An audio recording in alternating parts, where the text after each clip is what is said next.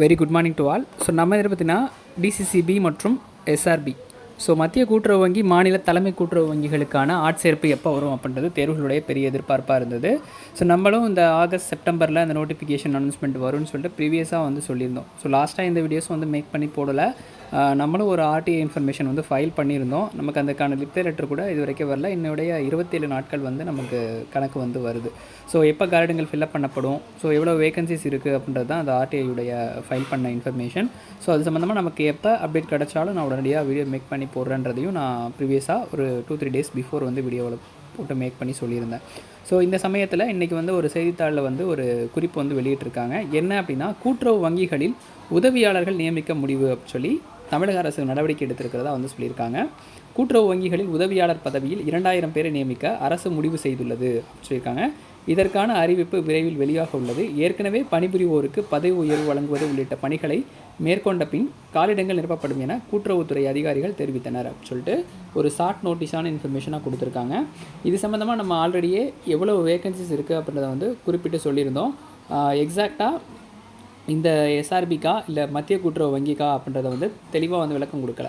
கூட்டுறவு வங்கிகளில் உதவியாளர் பணியிடங்கள் அப்படின்றத சொல்லியிருக்காங்க. 2000 பணியிடங்கள் அப்படின்றத இன்டிமேஷனாக சொல்லியிருக்காங்க. இது நமக்கு மொத்தமாக உள்ள பணியிடங்களுக்கான அறிவிப்பாக இருக்கலாம் அப்படின்றது என்னுடைய எதிர்பார்ப்பு. இதற்கு முன்னதாக வந்து மாநில தலைமை கூட்டுறவு வங்கியில் நமக்கு 2019க்கு பிறகு நோட்டிஃபிகேஷன் அப்படின்றது வெளியிடலை. அதே மாதிரி மத்திய கூட்டுறவு வங்கியில் 2019க்கு பிறகு நோட்டிஃபிகேஷன் அப்படின்றது வெளியிடலை. ஸோ கிட்டத்தட்ட வந்து இந்த 2000 பணியிடங்கள் அப்படின்றது 2 வங்கிகளுக்குமான ஆட்சேர்ப்பாக இருக்கும் அப்படின்றது என்னுடைய தனிப்பட்ட கருத்தாக இருக்குது. கண்டிப்பாக அதில் ஃபாலோ பண்ணிகிட்டே இருக்கோம். எப்போ நமக்கு இன்டிமேஷன் அப்டேட் கிடச்சாலும் உடனே வந்து வீடியோ மேக் பண்ணி போடுறேன். இந்த தேர்வுக்கு நீங்கள் ப்ரிப்பேர் பண்ணிகிட்ருக்கீங்க அப்படின்னா இந்த டைமிங்கை யூட்டிலைஸ் பண்ணி படிக்க ஸ்டார்ட் பண்ணிவிடுங்க. ஏன்னா ஒரு அறிவிப்பு வருது அப்படின்னா அதனுடைய அறிவிப்பு முன்னாடியே வரக்கூடிய ஒரு இன்ஃபர்மேஷனாக தான் ஷார்ட் நோட்டீஸாக வந்து வெளியிடுவாங்க. ஸோ 2000 பணியிடங்கள் அப்படின்னு பார்க்கும்போது நமக்கு மத்திய கூட்டுறவு வங்கிகளுக்காக இருக்குது அப்படின்னா ஃப்ரெஷராக இப்போ ஜாயின் பண்ணியிருக்கிற டிசிஎம் ஸ்டூடெண்ட்ஸ் கூட வந்து இதற்கு எலிஜிபிள் ஆவீங்க.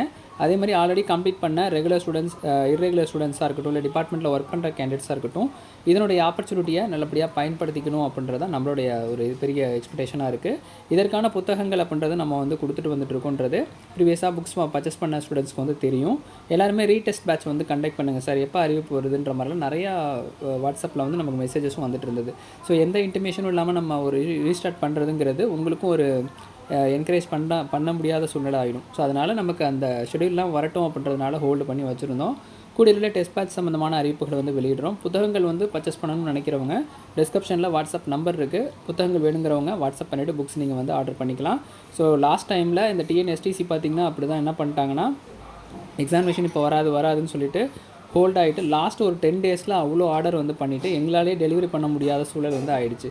ஸோ அதனால் இருக்கிற டைமிங்கில் யூட்டிலைஸ் பண்ணி படிக்கணும்னு நினைக்கிறவங்க, உங்கள் மேலே முடியாத நம்பிக்கையை வச்சு படித்து நான் எக்ஸாம்ஸ் கிராக் பண்ணுவேன் அப்படின்ற ஒரு நம்பிக்கை வச்சுருக்கவங்க மட்டும் புக்ஸை ஆர்டர் பண்ணி படிங்க. ஸோ படிக்க ஸ்டார்ட் பண்ணிவிடுங்க. நம்மக்கிட்ட புத்தகங்கள் வாங்கணுன்ற ஒரு கம்பல்ஷனில் சொல்லலை. ஏன்னா லாஸ்ட் டைமில் ஒரு 10 டேஸில் 1 வீக்கில் எக்ஸாம் வந்ததுக்கப்புறம் எனக்கு வந்து அனுப்புங்கன்னா நிறையா இஷ்யூஸ் வந்து இருக்குது. ஸோ பேக்கேஜிங் இருக்குது, பிரிண்டிங் ஆர்டர் கொடுக்க வேண்டியது இருக்குது, ஸோ டெலிவரி பண்ணுறதுல கொரியரில் வந்து டிலே ஆகிற விஷயங்கள்லாம் இருக்குது. ஸோ இதெல்லாம் நம்ம வந்து பார்க்க வேண்டியதாக இருக்கிறதுனால தான் நம்ம முன்னாடியே ஆல்ரெடியே வந்து வீடியோ ஒரு மெட்டீரியல்ஸ் கொடுக்கும்போது நம்ம வந்து வீடியோ மேக் பண்ணி போடுறோம். லாஸ்ட் டைமில் எந்த சுச்சுவேஷன்லேயும் நம்மளால் சப்போர்ட் பண்ண முடியாத சூழல் வந்துருச்சுன்னா அந்த நேரத்தில் வந்து நீங்கள் வெக்ஸ் ஆகிடுவீங்க. ஸோ அதனால் இருக்கிற டைமிங்கை யூஸ் பண்ணி படிக்க ஸ்டார்ட் பண்ணுங்கள். ஆல்ரெடி குரூப் 2 ப்ரிப்பேர் பண்ணுறீங்கனாலும் ஓகே தான். ஸோ ப்ரிப்பேர் பண்ணிகிட்டு இருக்க டைமிங்லேயே நீங்கள் வந்து சைட் பை சைடு இதுக்கு ஒரு 2 hours 4 hours ஸ்பெண்ட் பண்ணி படிக்க ஸ்டார்ட் பண்ணுங்க. ஸோ கோஆப்ரேட்டிவ் டிபார்ட்மெண்ட்லேருந்து நமக்கு கோஆப்ரேட்டிவ் சப்ஜெக்ட் வந்து ஒரு 100 மதிப்பெண்களும், ஜெனரல் ஸ்டடீஸ் தமிழ் ஒரு 100 மதிப்பெண்கள், 200 மதிப்பெண்கள் தான் வந்து கேட்க போகிறாங்க. ஸோ 170 மதிப்பெண்களுக்கு இந்த எழுத்து தேர்வு வந்து நடக்கும், 30 மதிப்பெண்களுக்கு நேர்முக தேர்வு வந்து நடக்கும்ன்றது ப்ரீவியஸாக நம்ம வந்து பார்த்துருக்கோம். ஸோ இந்த 170 மதிப்பெண்களை ஈஸியாக நீங்கள் ஸ்கோர் பண்ணணும் அப்படின்னா ரிட்டன் எக்ஸாமினேஷன் நல்லா ஃபுல் ஃப்ளெஜ்ஜாக படிச்சிங்கன்னா மட்டும்தான் இந்த இன்டர்வியூ நீங்கள் வந்து ஈஸியாக ஃபேஸ் பண்ணி கிராக் பண்ண முடியும். இதற்கு முழு ஆதரவு நம்ம ஃபைனல் ஸ்டேஜ் வரைக்கும் வந்து கொடுக்குறோம். இதற்கான புக் காஸ்ட் என்ன, மிச்ச விவரங்கள் என்ன, டெஸ்ட் பேட்ச் எப்போ அனௌன்ஸ் பண்ணுறோன்றதான் தொடர்ந்து வீடியோ ஒன்று வந்து அப்டேட் பண்ணுறேன். ஸோ டிஸ்கிரிப்ஷனில் வாட்ஸ்அப் நம்பர் இருக்குது, புக்ஸ் வேணுங்கிறவங்க மட்டும் இப்போ புக் பண்ணிக்கோங்க. ஸோ வேறு எதுவும் கூடுதல் தகவல் வேணுனாலும் வாட்ஸ்அப் பண்ணுங்கள், கண்டிப்பாக நான் ரிப்ளை பண்ணுறேன். உடனே நோட்டிஃபிகேஷன் எப்போ வரும், வரப்போகிறது எஸ்ஆர்பியா டிசிசிபியா அப்படின்னு வந்து தயவு செஞ்சு கேட்க வேணாம். ஆல்ரெடி ஓல்டு ஸ்டூடெண்ட்டாக இருந்தாலும் சரி, நியூ ஸ்டூடெண்ட்டாக இருந்தாலும் சரி, வரப்போகுது நோட்டிஃபிகேஷன் வரப்போகுதுன்ற இன்ஃபர்மேஷன் உங்களை மாதிரி தான் எனக்கும். நான் கூடுதல் தகவலாக நம்மளுடைய சர்க்கிள் இன்ஃபர்மேஷனில் என்ன கிடைக்குதோ அதை கண்டிப்பாக நான் இன்டிமேட் பண்ணுவேன். அது வரைக்கும் கொஞ்சம் அமைதியாக இருங்க. இன்றைக்கி வந்திருக்கிற இந்த ஷார்ட் நோட்டீஸ் வந்து நமக்கு அடுத்த லெவலுக்கு நம்மளை கொண்டு போக போகுது அப்படின்றத நினச்சி படிக்க ஸ்டார்ட் பண்ணிடுங்க.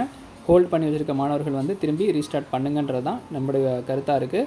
ஏன்னா 1 மாத காலம் தான் இருக்கும். இப்போ நோட்டிஃபிகேஷன் மற்ற டிஎன்பிஎஸ்சி மாதிரி 2 மாதம் 3 மாதம் டைம் கொடுக்க மாட்டாங்க. இப்போ ஆகஸ்ட் மாதம் நோட்டிஃபிகேஷன் வருதுன்னா உங்களுக்கு அக்டோபரில் எக்ஸாம் இருக்கும். 1 மந்த்து தான் கரெக்டாக நோட்டிஃபிகேஷன் அப்ளிகேஷன் டேட் க்ளோஸ் பண்ணுவாங்க, டேட்டோடயே வந்துடும். ஸோ அதனால் நமக்கு இந்த ஷார்ட் அவுட் பீரியடில் நீங்கள் எக்ஸாக்டாக படித்து கிராக் பண்ணணும்னா கண்டிப்பாக புக்ஸ் வந்து பர்ச்சேஸ் பண்ணி படிங்க. எக்ஸாமினேஷன் ஈஸியாக கிராக் பண்ணலாம். அந்த லெவலுக்கு நம்ம வந்து கண்டிப்பாக ஃபைனல் ஸ்டேஜ் வரைக்கும் சப்போர்ட் பண்ணுவோம். நன்றி, வணக்கம்.